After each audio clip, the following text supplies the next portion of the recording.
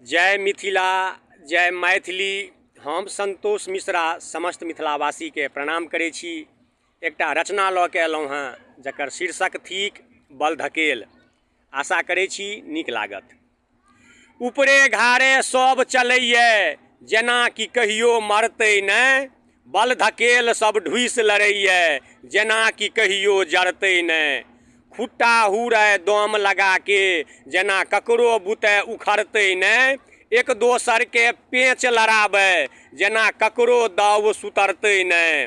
मूसक लेल मुसकल लगाबै जेना बुझनुक मूस कुतरतै नहि, छीप चढ़ा के सीढ़ी घीचै जेना चढ़ल लोक उतरतै नहि।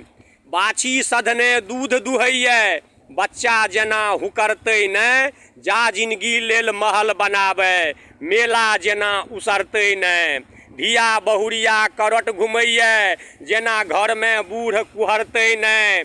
मैथिली बाजैत लाज लगै छै जेना मिथिला के दिन घुरतै नहि। मैथिली बाजैत लाज लगै छै जेना मिथिला के दिन घुरतै नहि।